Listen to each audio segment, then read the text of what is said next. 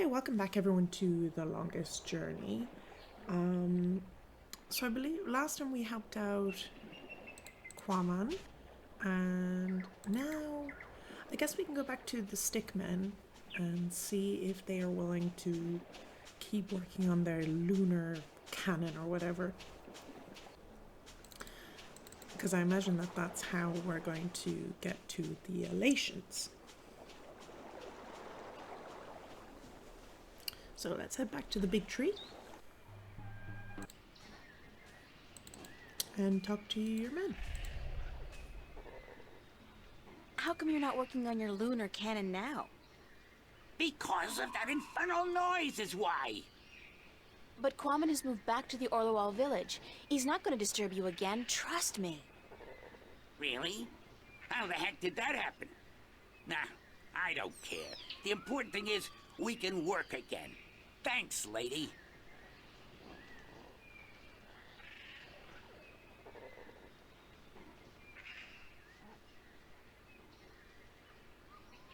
Hop, hop, hobble, hobble, hobble, hobble, hobble. Please don't tell me we have to wait for each one of them to go up there. Because they're so slow. Oh my god, you are. You're making us wait for all of them. Come on, Woody.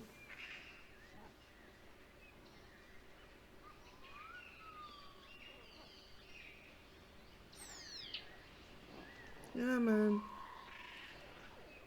There we go.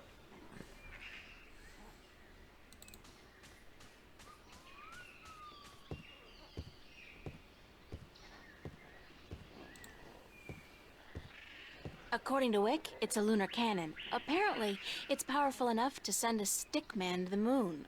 Oh, sure, in a Jules Verne novel, perhaps. How's it going? Almost there. Oh, one tiny little problem, though. And that is? We don't have a bowstring for our, propulsion drive mechanism, Wick. what he said, yeah, we need a bowstring. Something strong and flexible and sinewy. Like what? I don't know, lady. I'm no engineer. I'm just a supervisor.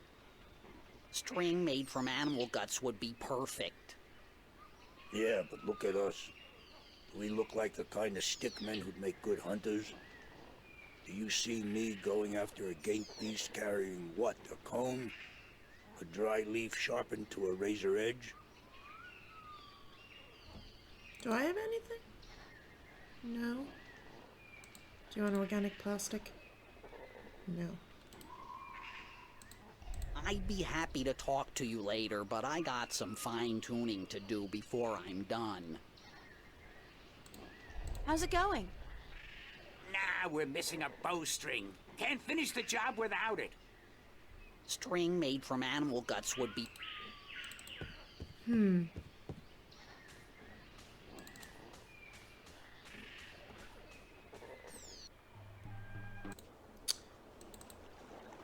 I guess we'll ask Qualan.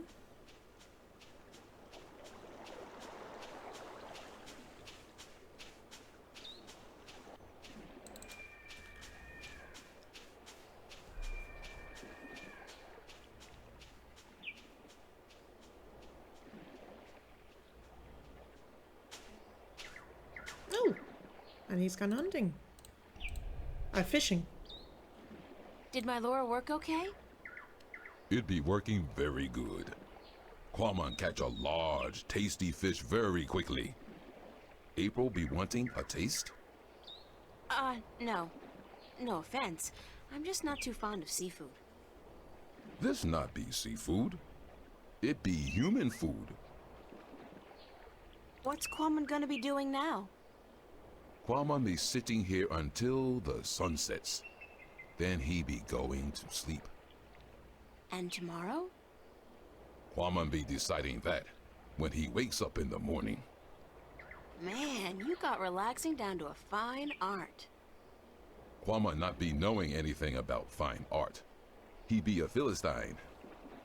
I'll see you later, Quaman. So will I. Goodbye. Looks like Quammen just had himself a solid lunch. That was quick. There were only bones left of his catch.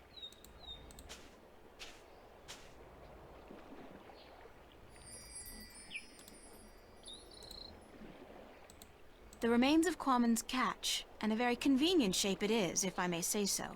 Like a hook.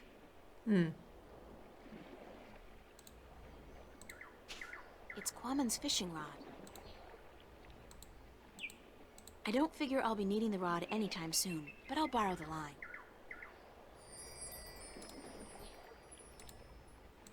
It's a long, strong, and flexible fishing line. I borrowed it from Quammen's fishing rod. Cool. Okay. That'll, if it's The flexible, it'll probably do.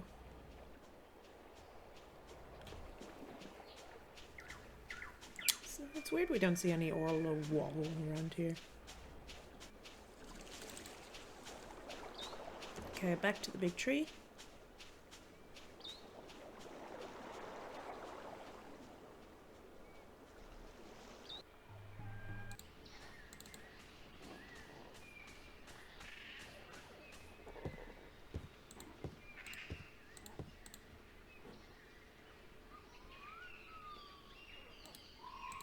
I'd be happy to talk to you later, but I got some fine-tuning to do before I'm done. How's it going? Nah, we're missing a bowstring. String made... Will this not do? Can you Yes. use this as bowstring for your, lunar cannon? Let me see that. Oh yeah, that gonna work good.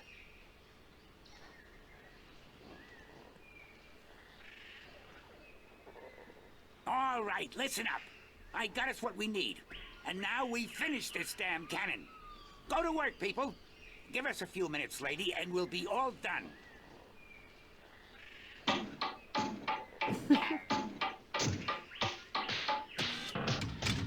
Very slapstick.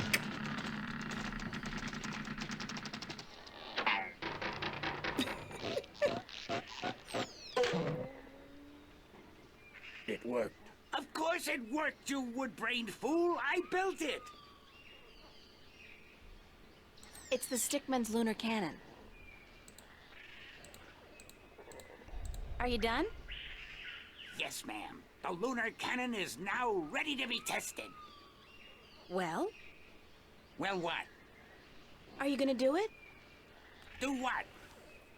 Test the cannon. Me? And get myself killed? I think not. But go ahead, be my guest. I don't think I'll fit in there. That ain't my problem. Yup, the cannon is done. I feel like sleeping for a year or two. It's the Stickman's lunar cannon. Can I test the cannon? Be my guest.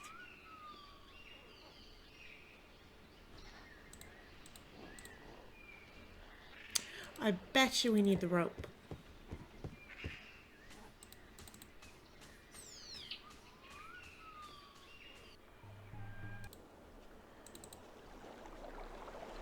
If we get the rope and attach it to the hook.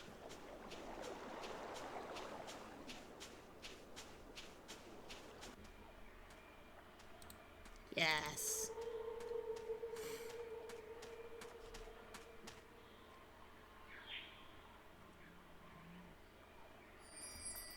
See, I'm much more of a simple person. Simple puzzles like this, more my speed. Yeah, cool. That puzzle? No. This puzzle? Yes.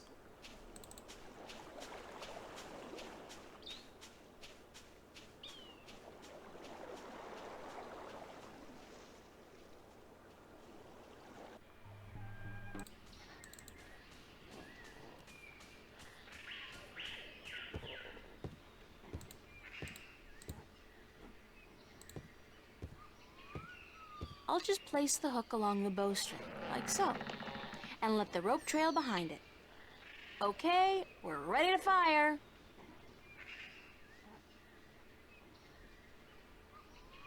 We're ready to fire. Can I test the cannon? Be my guest.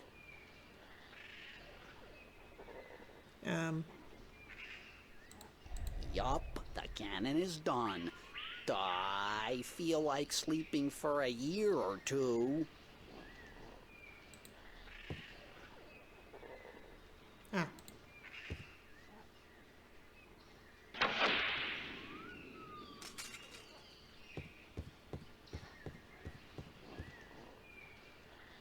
Oh my god, April.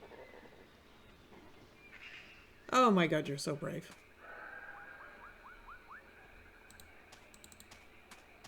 There's a slight updraft here. The wind is channeled through that chasm down there and blown out and up here.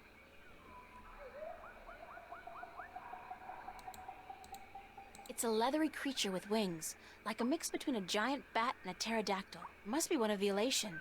It looks more like a warrior than a storyteller, though. I hope it speaks English. I mean, Altung. Can you help me across? You are human, and we don't allow human strangers into our village. If you wish to trade, let us know where your ship is anchored, and we will send traders to you with our merchandise. I don't have a ship, and I didn't come here to trade. I came to talk to your leaders. I'm sorry, but we don't allow strangers into our village. What's up this road? The Alatian village of Tamar. Where's the Alatian village of Tamar? Up this road and into the volcano. Isn't it dangerous to live inside a volcano? This volcano has not erupted for thousands of years, and the gods protect us. We are safe here. Is there another way to get into the volcano? No, this pass is the only way. I'm sure there's a secret cave somewhere that leads into the volcano. No, there isn't. There's always a secret cave. Not here. Are you absolutely sure there's no secret cave? Human, you talk too much, even for an Alatian. Actually, I am a trader. Where is your ship anchored? In, Coconut Grove? There is no coconut grove on Elias. So, I'm not a trader, but I am a friend of the Alatian people. We don't know you. There is no friendship between strangers, human. Don't your people have a prophecy about a stranger who comes without a ship, or something like that? I don't know of any prophecies, human. What kind of prophecies do you know about? We don't tell our stories to strangers. Thank you. Yes, but you must leave now. Huh. So much harder when you're not kidnapped, huh?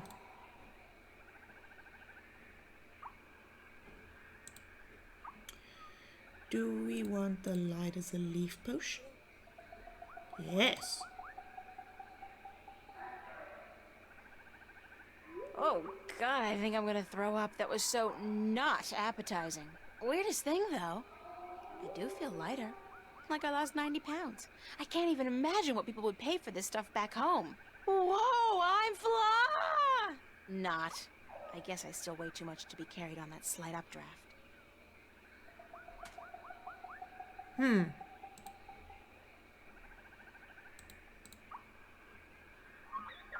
I'll save it for when I really need it.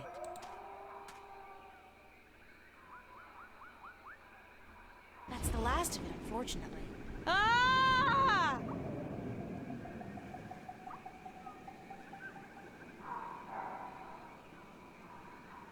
Cool. Human, you flew across the chasm. You don't have wings, but still, you fly like the Alatian.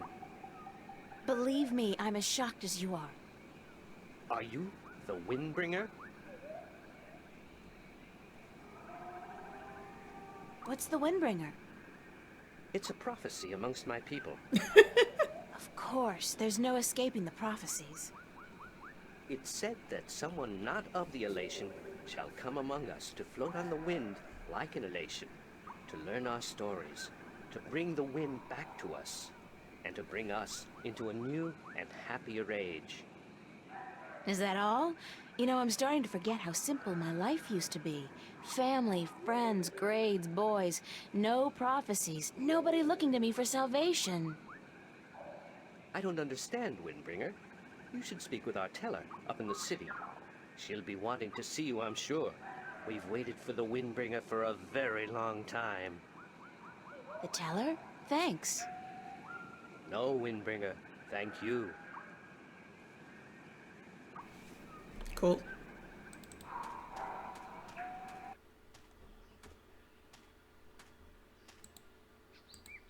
It's an old man, I think. Difficult to tell, since they're all kind of wrinkly. Hello? Good day, stranger. What would you hear among the elation? I need to speak with the teller. The teller? Go down into the city and you will see the castle. The teller, she keeps to the tower. She's old and her eyes don't take well to the sun. Thank you. Be polite, April. Nature's reclaiming lost ground. The contrast between wilderness and civilization is such a striking image. I almost wish I had my canvas and paints with me now. When the city was inhabited by its original population, that tower was probably an important one, part of a temple or a palace. Now, though, it's just another ruin.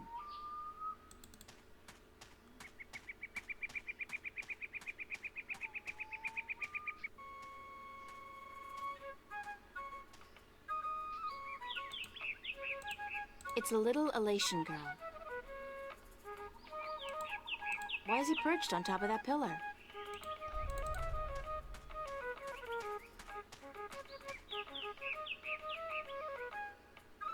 Hi there. What you doing? Playing?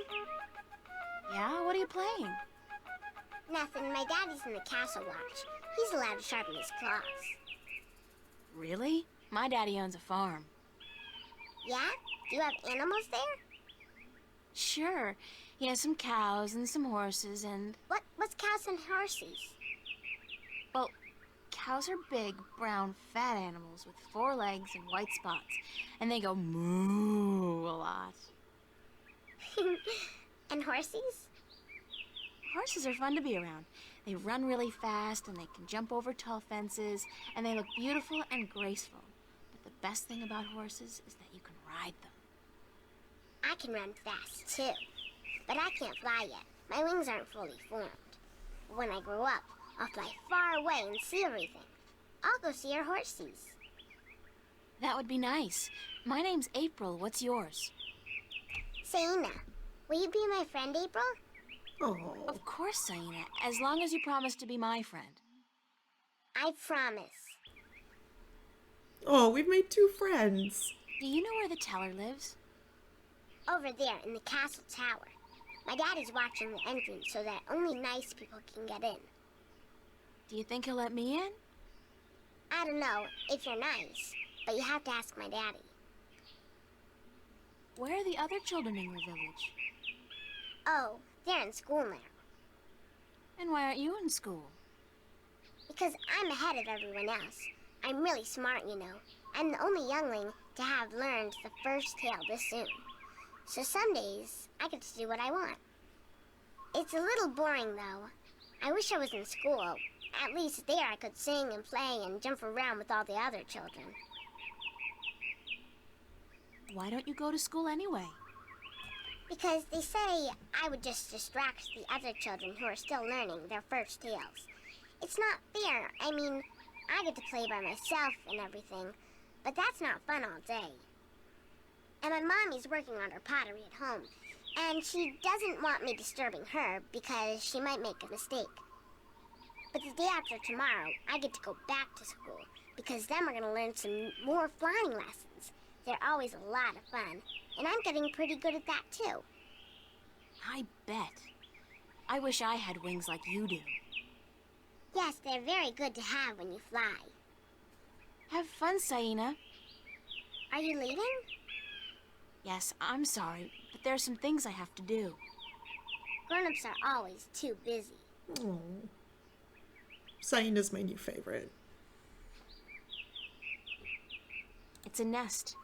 They don't all seem to live in nests, though. There are quite a few inhabited buildings in this village.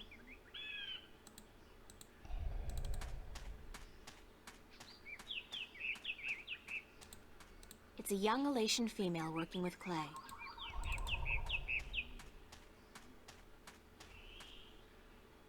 Is that Cyan's mom? Be careful, don't come too close. I'm almost done with this pot. Sorry. Are you here to buy pottery?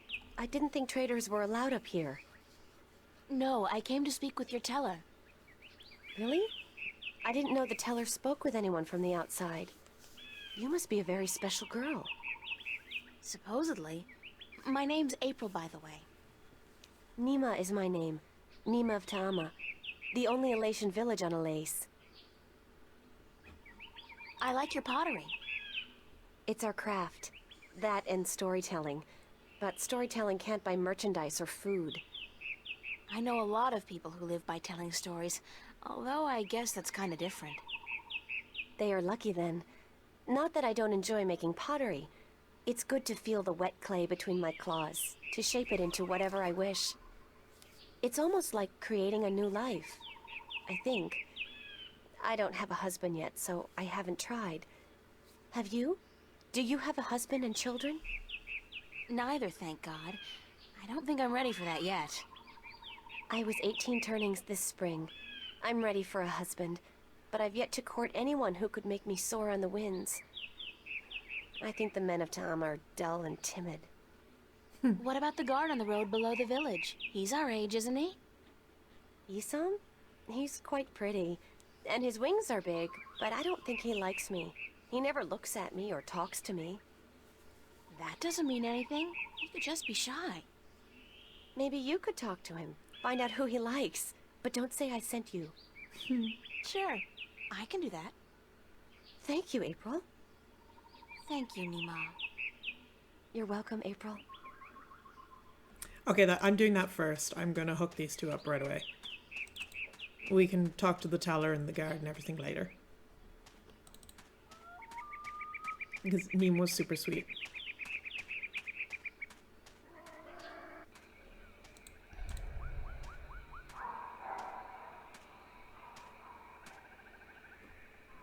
So, Isam, that's your name, isn't it? Yes, Isam of Ta'ama. A good-looking guy like you must get a lot of attention from the girls, right? Are you asking me for courtship? Me? No. Wings don't do anything for me. No, I was just thinking, maybe you had your eye out for somebody special? I'm without a mate. The women of Ta'ama are cold and unfriendly, and whenever I try to talk to one of them, she ignores me. Huh. Even Nima? Nima? No, she's too pretty for me. She won't appreciate my attention. This is like high school. Trust me, Isam. You go talk to her one of these days, and I'm sure you'll find you have a lot in common. Just be yourself, okay? You think so? Perhaps you are right. I will do as you say, Windbringer. Thank you. Thanks for your help. You should go see the teller. She'll want to speak with you. Cool. Favorite subplot is hooking two people up together. Nima! Nima! I talked to him. He thinks you're pretty.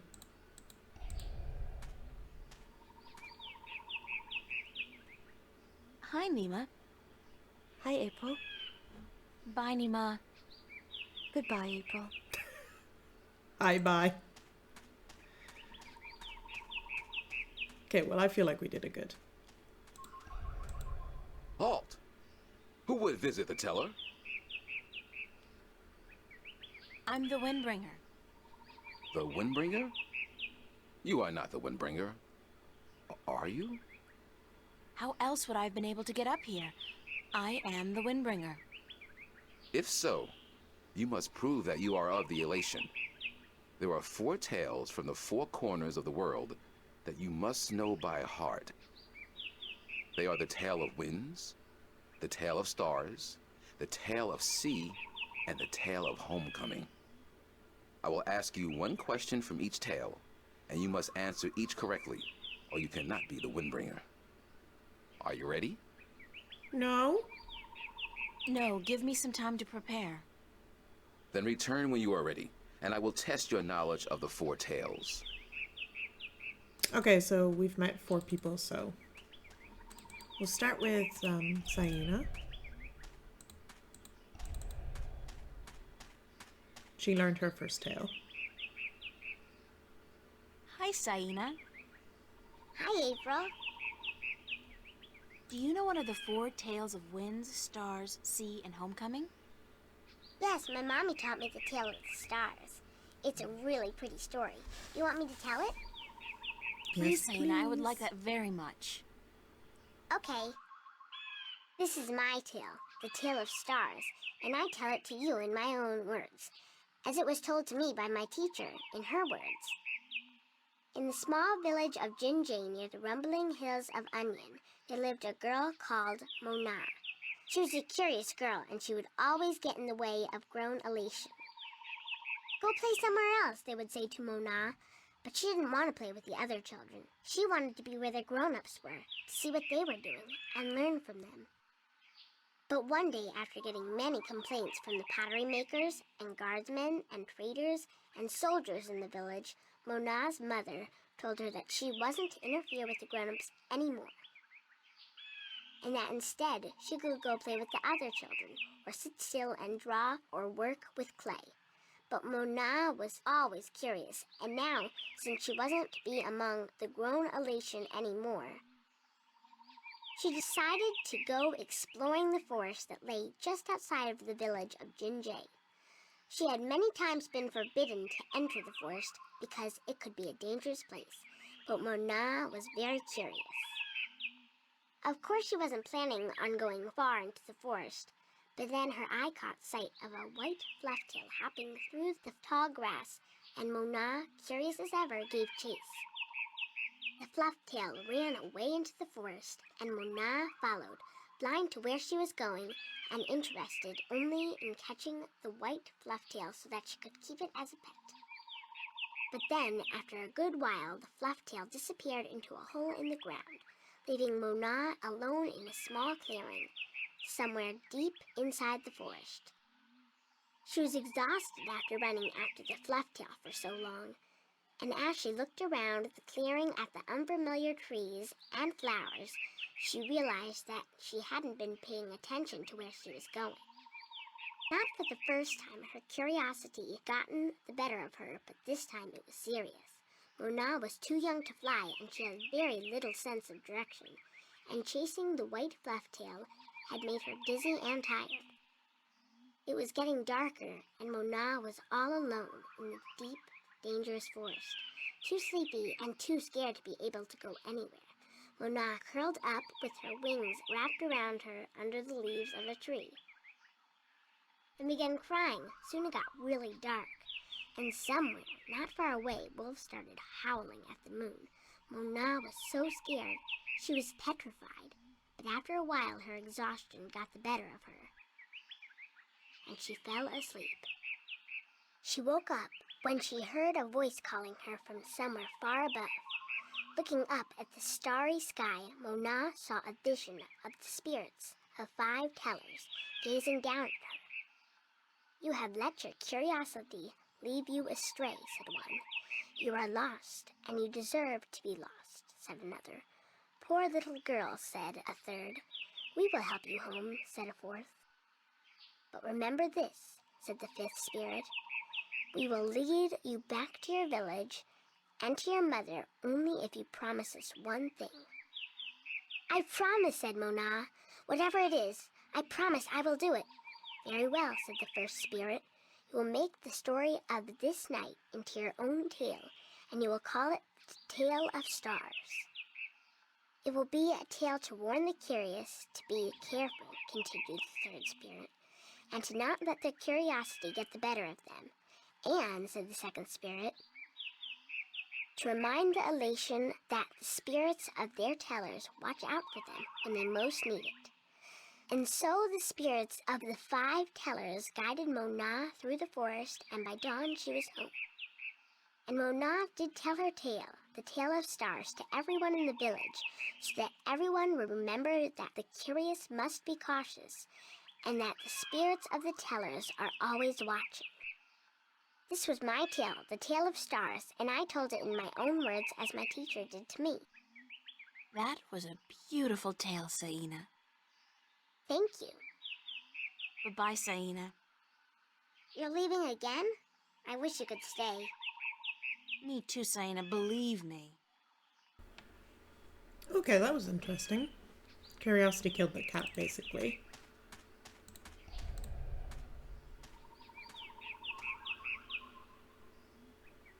Hi, Nima.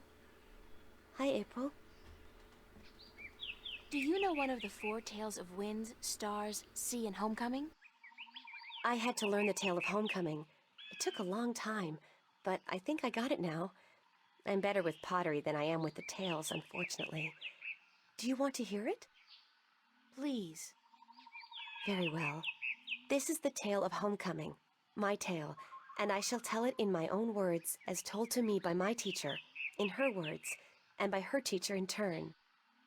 Moran was a handsome young Alatian man with strong wings and a hardy beak.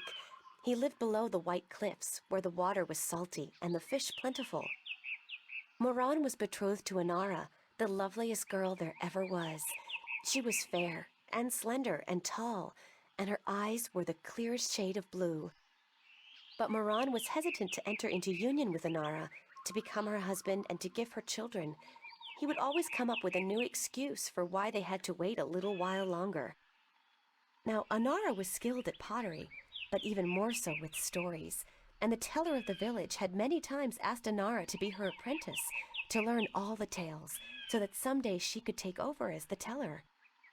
But Inara refused, knowing that if she did accept the teller's offer, she would never be able to marry Moran, because a teller cannot have a husband nor children of her own.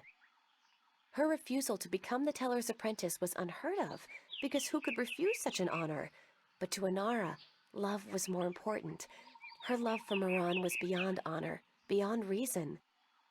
But despite Inara's love, Moran was still hesitant. And then one day he told Inara, "I am traveling on a pilgrimage to the far shores. I will be gone for some time, and while I am traveling, and in accordance with our traditions, I will be freed from our betrothal. Not until I come back will the bond between us be renewed." It was not unusual for a young Alatian man at that time to go on a pilgrimage, and the bond between the betrothed would often be cut while he was away, to be formed again upon his return. But Inara was heartbroken, because she had thought that Moran would soon want to marry her. When Moran saw her tears, he said to her, "Do not weep. When I come back, I promise I will marry you. Just wait for me, and stay with your pots, to make the time pass quickly." And then Moran left on his pilgrimage to the far shores. Many years went by, and Moran had exciting adventures on the far shores. But by and by, he began to long for home, and for Inara, and now he had finally realized that he loved her, and that he wanted to marry her. But when he returned, he could not find Inara amongst the pot makers. He went to visit her family, and they told him that, after waiting for many years, Inara accepted the teller's offer of apprenticeship. And that when the teller left on the last wind during the previous winter, Inara herself became the new teller. Angry, Moran made his way to the teller's nest, and when he saw Inara, he said to her, "You promised me you would wait." But Inara did not say a single word in answer. She just turned around and lifted something wrapped in leaves from the cot behind her and gave it to Moran. Moran unwrapped the package, and inside he found an old pot, cracked and broken in two. "What is this pot?" he asked. "And why did you not wait for me like I asked you to?" And finally Inara spoke, and she said to Moran, "I made this pot for you, my dear Moran, when you left, because I wanted it to be my marriage gift to you. But when many, many years passed, I finally realized that you did not love me the way I loved you, and to live hoping otherwise would be death. But I want to marry you, cried Moran. I came back. But Inara just nodded at the broken pot in Moran's hands and said, like an old pot that is left without care, a heart may break in two, and a broken heart can never be mended. And so Inara turned away, never to speak with Moran again, and Moran's heart, like the pot that was left untended, broke in two, because absence makes a heart brittle. This was the tale of homecoming, my tale, and I told it in my own words as told to me by my teacher, and as I will tell it to my student when the time comes. Bye, Nima. Goodbye, April. Oh, that's sad. Absence doesn't make the heart grow stronger, I guess. Okay, let's go to the old man now.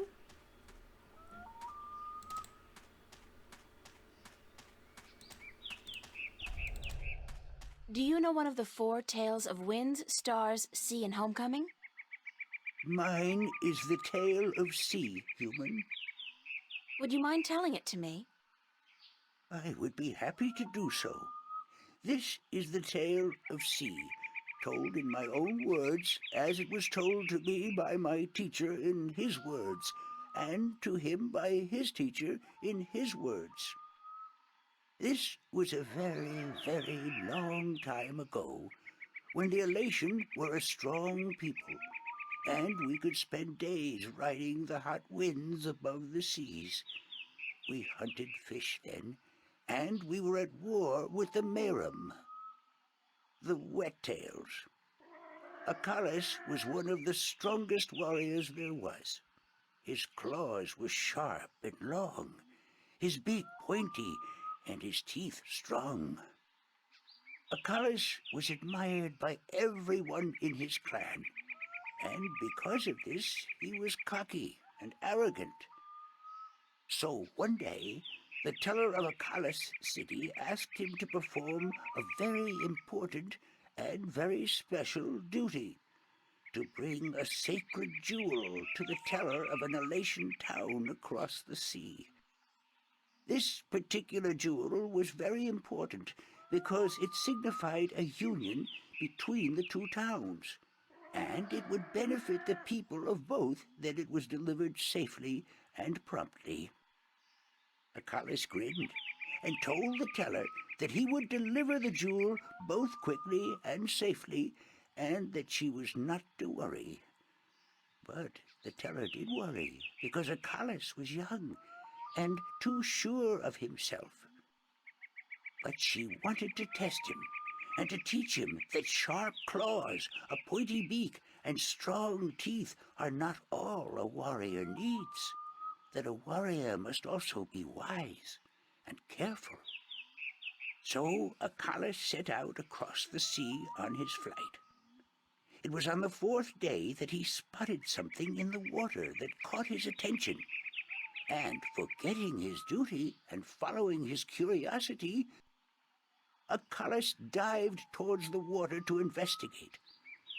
When he came closer, he saw that there were Maerum in the water, foolishly hunting close to the surface, and Achilles saw an opportunity to again prove his might as a great warrior to his people, and to capture the fins of a few wet-tails.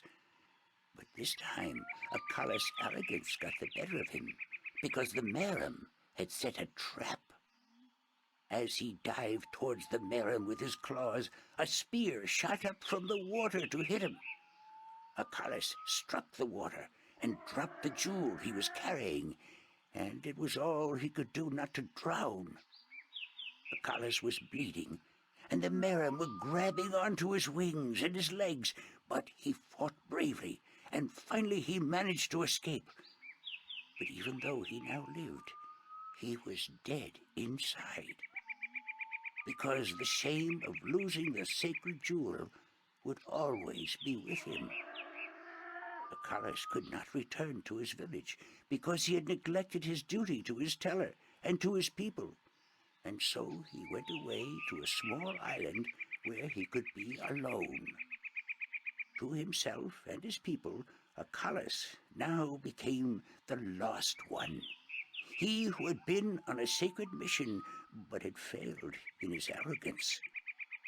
A year passed, and one day Acalus met with human traders from a ship that came close to his island. From the traders, Acalus heard speak of a hideous creature that lived in the sea, the Octowoe. The Octowoe was said to have a third eye, like a jewel, and that this eye pulled hapless sailors into its deadly eight-armed grasp. Acalus knew immediately that the Octowoe's third eye had to be the jewel that he lost in the sea a year ago, and he now saw the opportunity to redeem himself. But Alatian were not used to water, and the thought of submerging himself in the cold, harsh ocean chilled Acalus to his heart. But he was the Lost One, and if in his death he could at the very least redeem himself, to his own heart then it would be worth it. So Acalus fashioned himself a spear, because in the water his claws and his beak would be too slow, and he flew out to where the Octowoe was last seen. And then Acalus dived into the sea. The dark water closed in on him, and his wings and legs went numb. But still Acalus kept pushing down until he saw the lair of the Octowoe. Spotting Acalus, the Octowoe attacked, and Acalus saw the monster's third eye, his sacred jewel, shining bright in the darkness, and his heart was filled with a sense of duty and courage that he had never felt before. But as he began fighting the eight-armed monster, Acalus realized that if he were to fight like he usually did, he would not stand a chance. He would have to think differently. And so Acalus tricked the Octowoe into following him through a tight chasm where the monster got stuck. And then he swam above it, and using his spear, tipped a rock on top of the Octowoe. Swimming back down again, the Octowoe was flailing helplessly.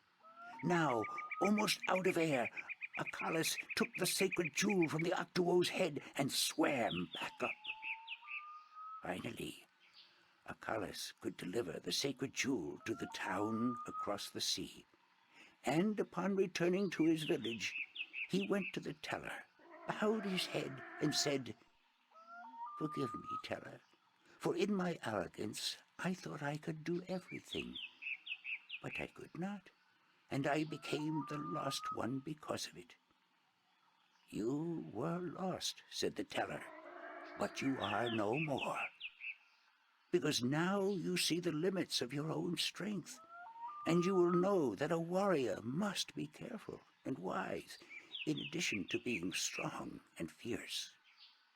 This was the tale of sea, and I told it in my own words, as told to me by my teacher.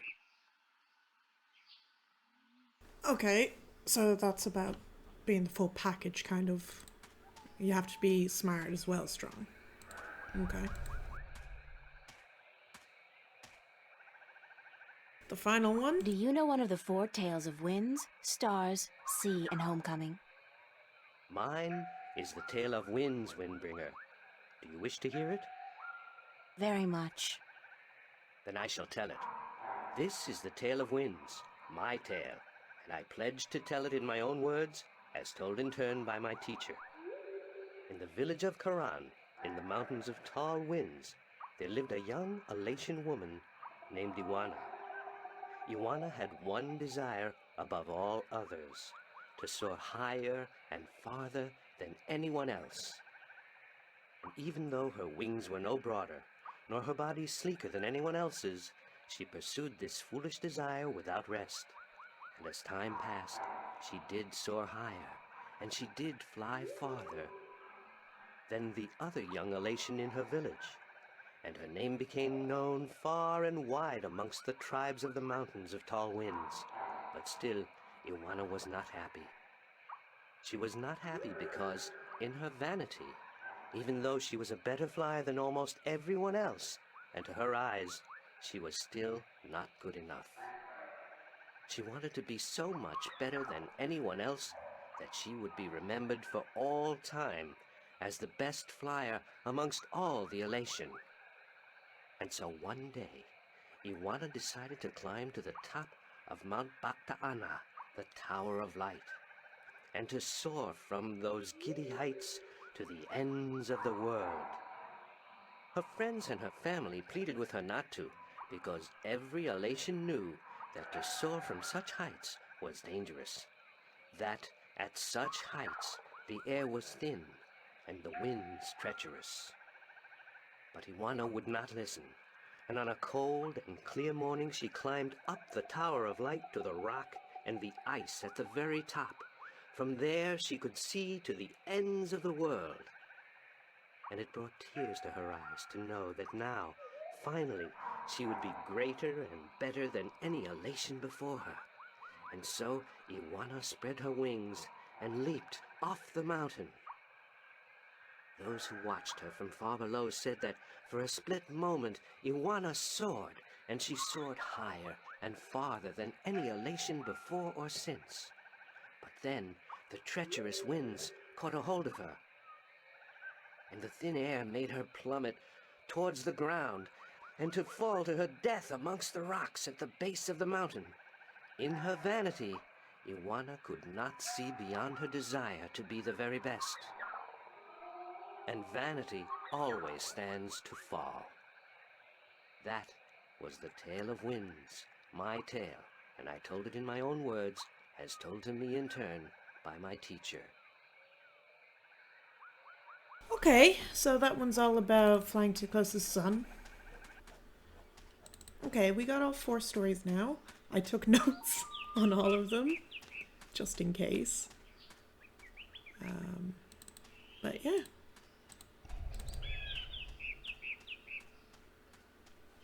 Are you ready for the questions now? Yes. Yes, ask me the questions. In the Tale of Winds, which mountain did Iwana fall from in her vain attempt to fly higher and further than anyone else? That was, Tower of Light. Mount Bakta'ana, the Tower of Light.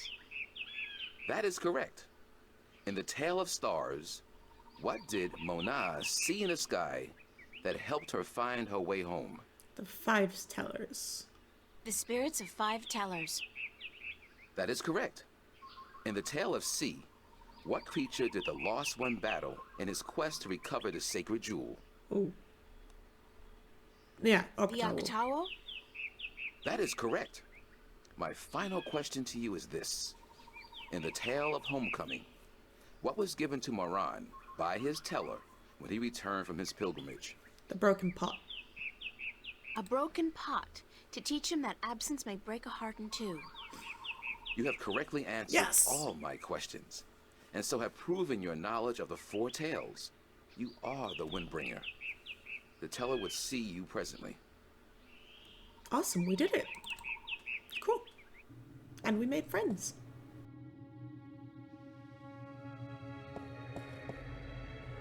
She's the teller. She must be over 100 years old. Come closer, human. Closer. I cannot see your face. Closer still. Come sit here by me.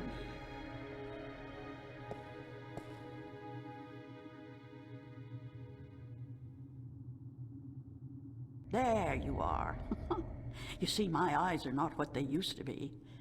Ages ago, I could spot a ladybug crawling up a straw of grass from 15 tree lengths up.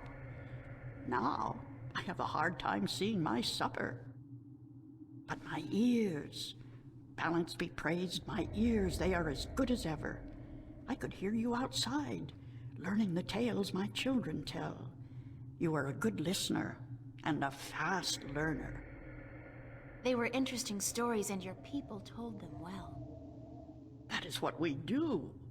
The Elation are the keepers of the tales, and I am their teller, the one who must know all the tales told since the day we came to this world. How can you do that? How can you remember every story ever told? The secret is to tell them often and to tell them in your own words, not the words of your ancestors. Doesn't that mean that the stories change with every generation? Yes, as all tales must. Change is important. Otherwise the tales will have no meaning to us. They will just be words, and we do not care about the words. We care about what the words tell us. How long have your people been telling stories? Since the beginning, human. Since we came to this world a long, long time ago. You're not from Earth? From Arcadia? Not according to our tales. We came on a great wind before the divide, when the earth was one and humans had yet to learn of magic and science. But we were a different people then, and the tales we tell from that time are vague and incomplete.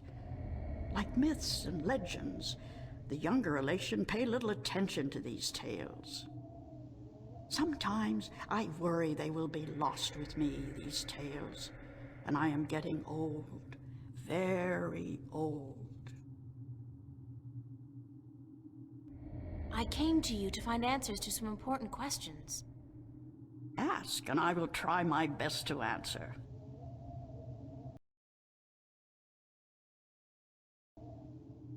Have you heard of an ancient god or dragon that lives beneath the sea? Once, long ago, when my people lived in harmony with the Maerum, there were stories of an old god worshipped by the Maerum who resided deep in the darkest depths of the ocean.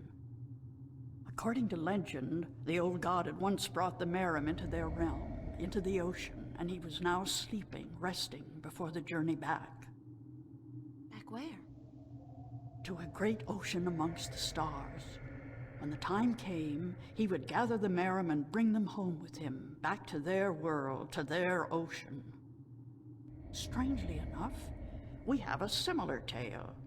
It is said that the great wind that brought us here will someday return to bring us back to a place where we can soar forever on warm winds. Like heaven? In a way, perhaps, but without the need for any of us to die. The great wind will just sweep us up and carry us away. Every evening before I go to sleep, I recite this tale to myself. It is a comforting one. What do you know about the Dryad kin? Kin are numbered 4, or so our tales tell. 2 in this world, 2 in the other. The mirror world. The white and the blue, the red and the green. Do you know where they are? No, the tales never say. The kin are elusive. They keep to themselves. I have never seen one myself, and I doubt any of my kind has.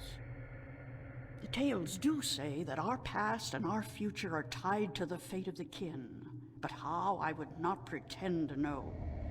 This is one tale that is yet to be told. Do you know anything about the Guardian's realm? This is human business. Would you not know more than I? Your people are the keepers of the tales. You remember more than humankind has forgotten. Please, I need to hear what you know. That is very little. The Guardian's realm is home to the Guardian in his tower. No one is permitted within except the Guardian who was, the Guardian who is, and the Guardian who will be. And of course the Dryad kin, who were instrumental in its making. Have you ever heard of the existence of a hidden entrance to his realm? Oh, yes. Yes, I have heard tell of such a thing, though I would not know where it is. I gather that one of the kin may be able to tell you. Thank you. I don't have any more questions. I am glad I could help you with some answers. I'm the Windbringer. I know you are. It's strange to me to hear those words spoken. I did not think they would be in my lifetime. But here you are, standing in front of me as real as the sky is blue. I'm sorry I have to ask, but what is it that the Windbringer is supposed to do for you? I did not expect you to walk in here and have all the answers, child. The balance has both blessed you and cursed you, and it has sent you here to do what it wills. The Windbringer is said to be the first sign of the great wind that will take us away from here. For a long time, the Alatian have lost the strength they used to have. Our bones have become weak, and our wings fragile.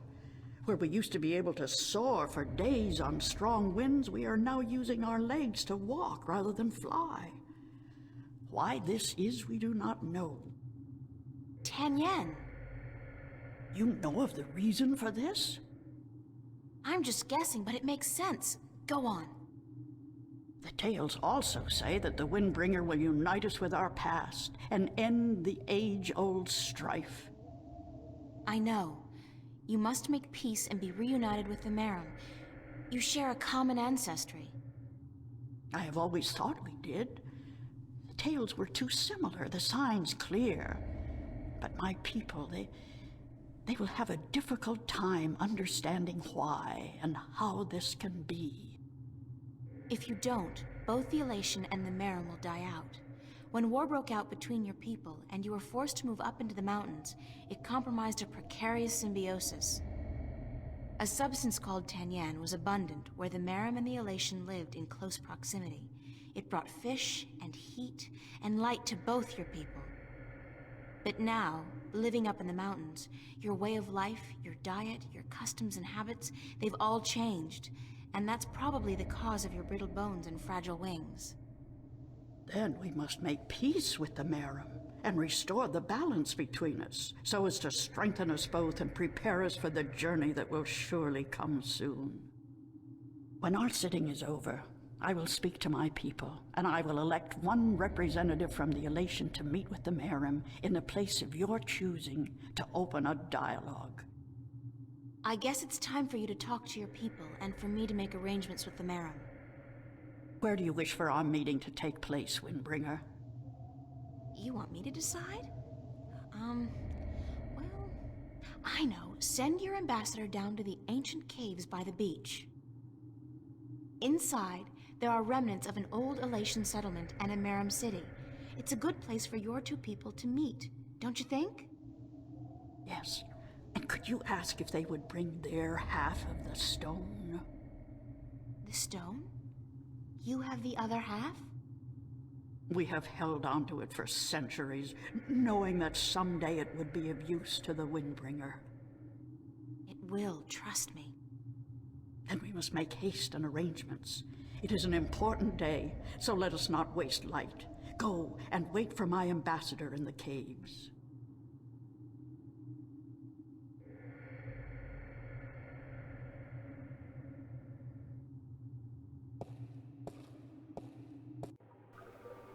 Cool. It's amazing. This place is so beautiful. And the scent of sea and rock and mist. This scent is of home. This was home a long, long time ago, according to the tales. We lived in peace with the with the Maerum back then. Now you'll be able to live in peace again. And with the Tanyan bringing fish to your doorstep, you'll be able to eat well and restore strength to your bones. Soon you might even be able to soar on the winds for days like you used to do. I hope you are right, Windbringer. And I hope that the Maerum will see the sense in it too. They are coming, are they not? They said they would. Hush, I hear something.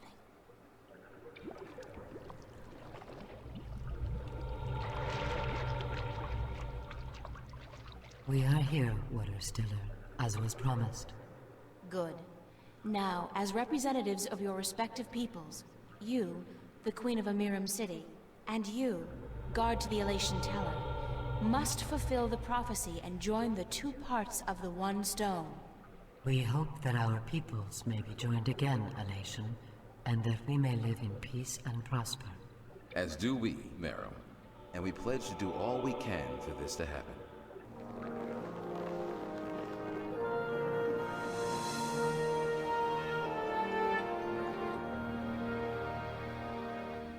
The stone is now whole, Windbringer, and the Alatian and the Maerum will once again be as one. You may take it with you. Thank you.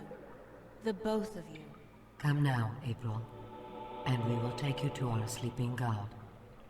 May his wisdom guide you and lead you down the right path.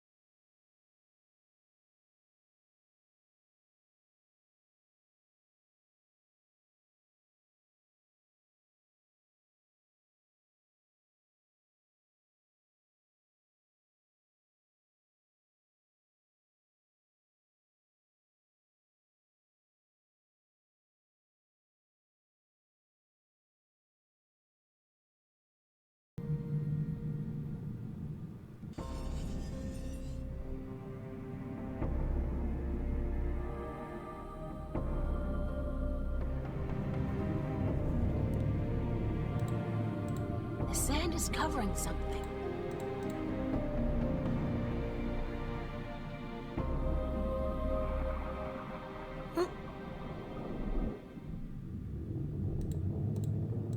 That's a weird rock. It just doesn't look natural. Feels more like a shell than a rock.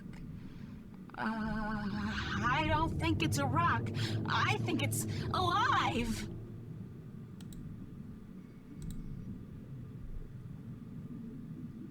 It's some kind of organic sensor.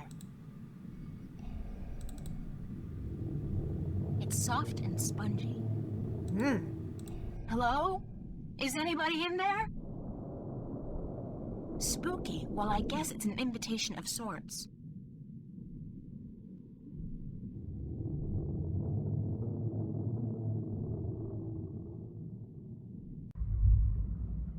There's air in here, and it's dry. I swear I'm never taking a bath again. That doesn't look like a natural protrusion. It's too big and round. I know you.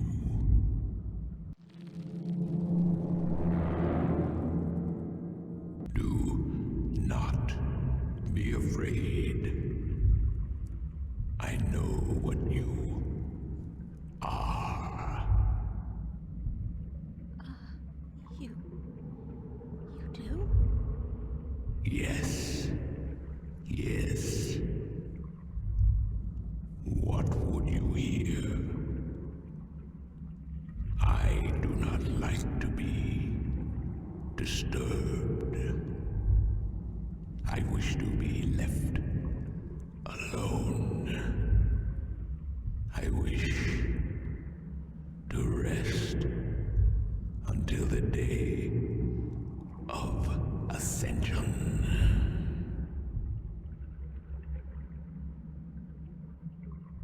I'm sorry to disturb you, but I need some answers. Everyone needs answers. Everyone has questions. I am not the oracle. I cannot answer all your questions. I don't expect you to answer all of them, but I was hoping for an answer to at least some of them. Then ask and be gone.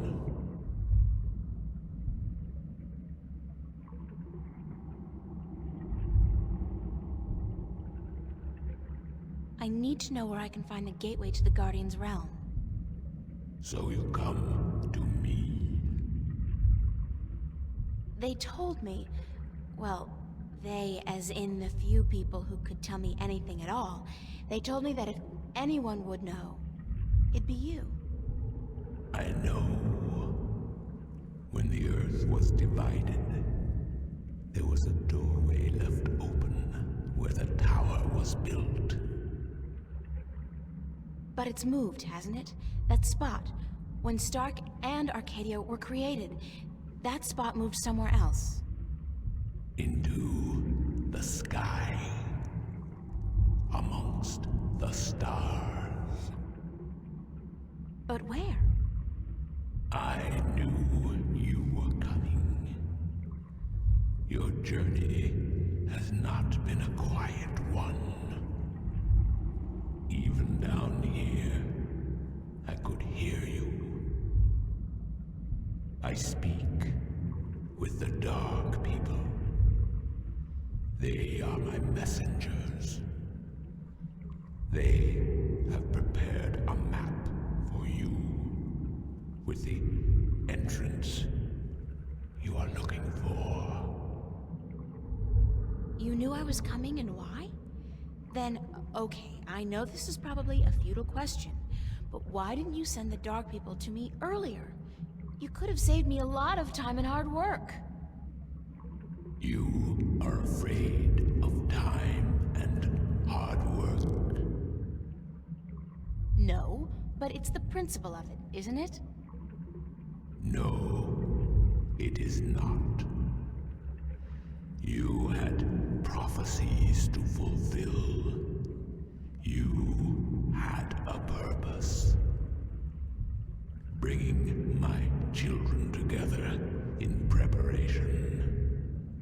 This was important. And for that, I thank you.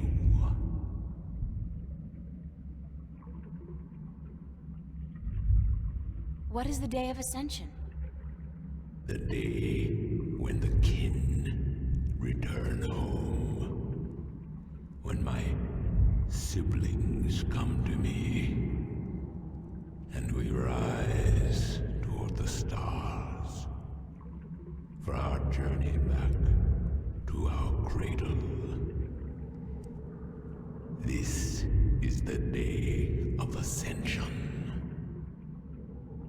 So you're going back to wherever it is you came from? We will, eventually, when everything is ready. When what's ready? I will not answer that question. It is not necessary for you to know. What am I? What do you mean? You said you know what I am. What am I? You do not know. Then it is not I who should teach you about your heritage. You must make this discovery on your own. Listen, I'm tired. I'm wet. I'm at the bottom of the sea, and I'm breathing with the help of a polyp stuck in my esophagus. So just cut the Buddhist bullshit about a journey of self-discovery and answer my question. Please? Your question has already been answered.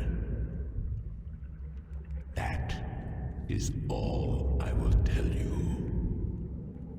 Your journey began with an answer. It is only now that you know the question. That's so not helpful, but thank you. I'm looking for a jewel called the Dragon's Eye. Yes. I have one such jewel. I guess that's it.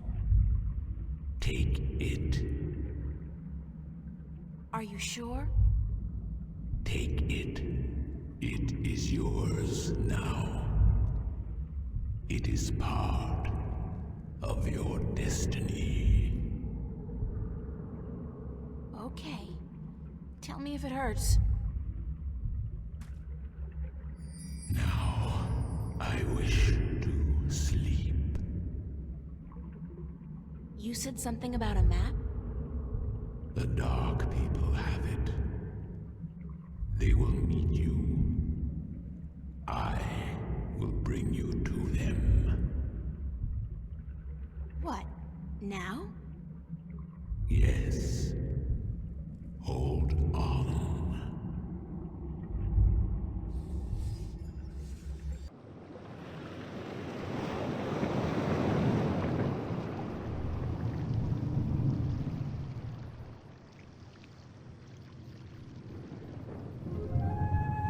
Well.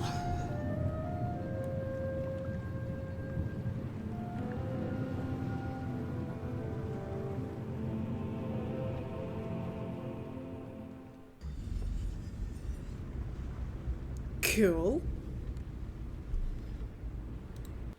Well, let's see what April has to say about all this. Saturday, late afternoon. The Maerum and the Alatiens are well on the road to forging a lasting union, and I hope this will bring prosperity to them both. They've suffered enough as it is, and I'm happy I had a chance to help them come to terms with their past and to face the future together. Okay, April is getting a little sentimental here, but who can blame me? I worked hard to get them talking, damn it, so I deserve a little credit. At any rate, the journey continues, this time into the lair of the Maerum sleeping god. Unfortunately, the Alatiens weren't able to tell me as much as I would have liked, but at least I have another stone now. That makes two. And I'm pretty certain this god, this Dryakin, will be able to help me out with some of the definite answers. I deserve that too. Saturday evening, August 5th, 2209. The ancient dragon, the Maerum sleeping god, was obtuse, like most creatures I've met this past week. But at least he gave me one of the 4 jewels I need to complete the stone disc, and he's taking me to meet the Dark People. And apparently they will give me a map of the stars, where the entrance to the Guardian's realm is now located. Amongst the stars. How the hell am I going to get up there? Well, I'll deal with that problem later on. For now, I'll keep obsessing about what the dragon said, about who I am, what I am. He said my journey began with an answer, and it's only now that I know the question. What does that mean? I feel I should know that the answer is just right there in front of me, but I can't grasp it. I just don't know what he means, and it's really, really frustrating. Yeah, just a tad. The ship is enshrouded in a thick fog, very mystic-like. I can't see the face, but I think it's a man. A tall man wearing a dark cloak. He's one of the Dark People, whatever they are. Thanks for taking me on board. Who are you? Well, I thought you... I mean, didn't the old dragon... Well, I'm April Ryan, from Stark, and I guess you're a dark person. But who are you? I'm just a student, not anybody special. You are special. Who are you? I'm not. I'm just... I'm the Windbringer. I'm the Water Stiller. I'm April Bondu Mbata of the Banda and the Venar Kangang La. I'm a shifter. I will someday become the 13th Guardian, the protector of the balance. And I'm April Ryan. This is who I am. Yes, that is who you are. And you are a wave.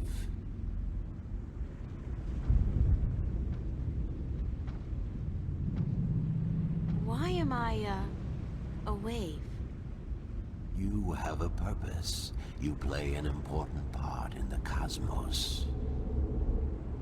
A wave is someone who propels people and events toward change, towards the future. And that's what I do? You are a wave. There are ripples from your passing, and they spread wide and far. Those ripples will never die down. The worlds will be changed by your journey. You're telling me that everything I do affects the universe? You cannot escape it. You are a wave. The ancient dragon, the blue of the Dryakin, told me you had a map for me. A map of stars, yes. It was made for you in our library, and given to me to hold. It is yours now. Keep it well. It is the only one.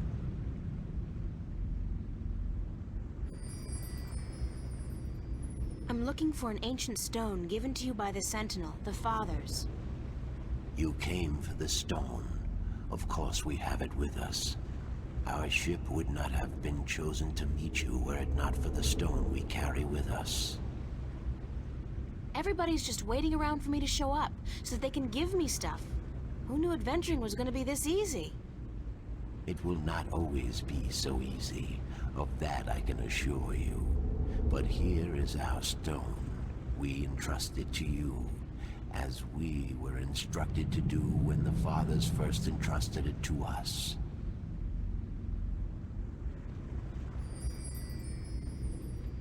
Can this ship take me back to Marcuria? I mean, would you mind? We will bring you to Marcuria henceforth. It will take the night, but we will be there at first light. That's fine. Thanks a lot. You are free to rest here, to sleep, while we travel. The flames will keep you warm, but do not move too far away. My brothers are not friendly with outsiders. They do not take kindly to intrusion. I'll keep that in mind. I'm staying right here. Good. Sleep.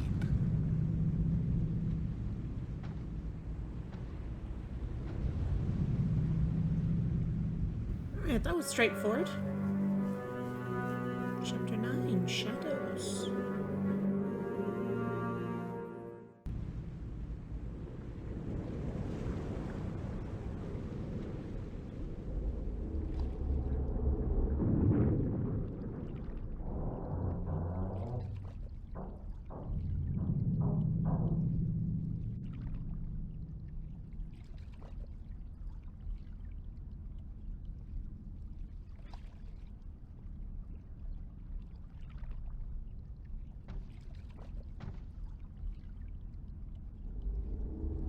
Did you sleep? Very comfortably, thanks. Where are we? In the Marcuria harbor. But there are barely any ships here. I do not know why. We must leave you here. We have other business. Carry your wave into the future, April. Whatever that means, I'll try.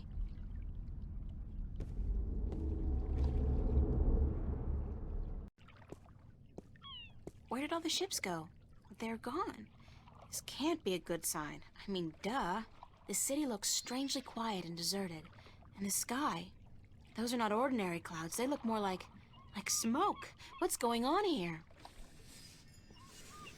Well, we'll have to look into that next time, April, because I've had a very long day and I think I'll call it here. Thank you all very much for watching, and I'll see you next time. Bye-bye.